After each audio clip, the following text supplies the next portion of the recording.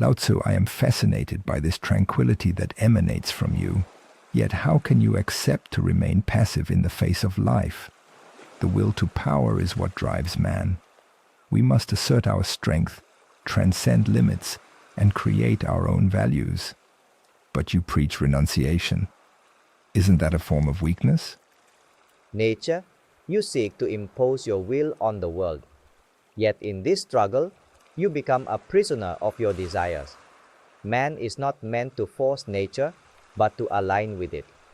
The Tao is like water, soft and flowing, yet capable of wearing down rocks over time. True power lies in non-action, Wu Wei, to be in harmony with what is, rather than trying to control everything. Submission? That seems to me like an abdication of the self. Man must surpass himself, become an Übermensch, a being beyond conventional morality. Those who fade away and merely go with the flow are destined to be crushed by those who create, who impose their own reality. The renunciation you advocate is a form of passive nihilism. What you call weakness is actually the strength of the Tao. The sage does not impose, he listens.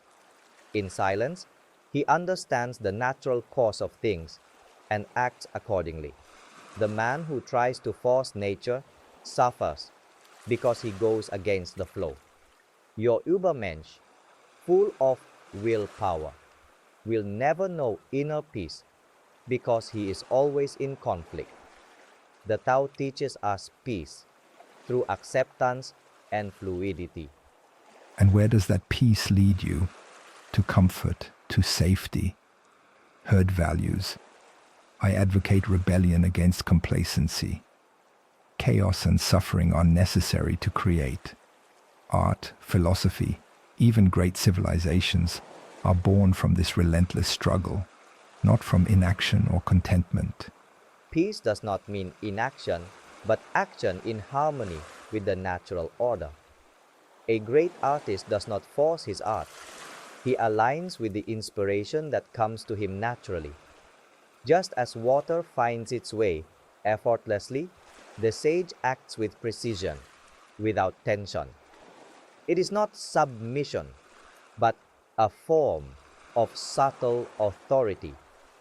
The Tao is the source of creation, but it does not seek to dominate.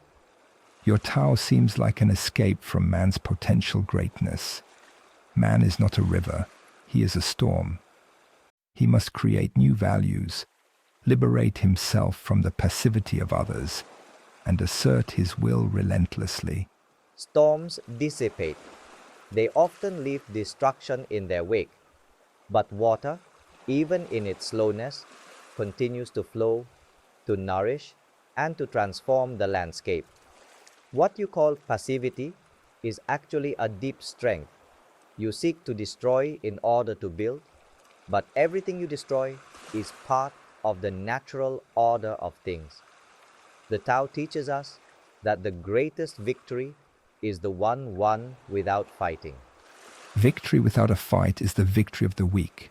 The Übermensch embraces the fight. He creates and destroys, and in this process, he becomes greater than himself. And in this endless quest, when does he find peace? When does he stop fighting against nature and start accepting it for what it is? The Tao does not seek to become great. It simply is. Perhaps. But does not greatness come from effort and overcoming? Yet I see in you a form of strength I hadn't considered. Perhaps in this fluidity, there is also a kind of power. True strength is the one that does not need to be proven. Don't you think, my friend?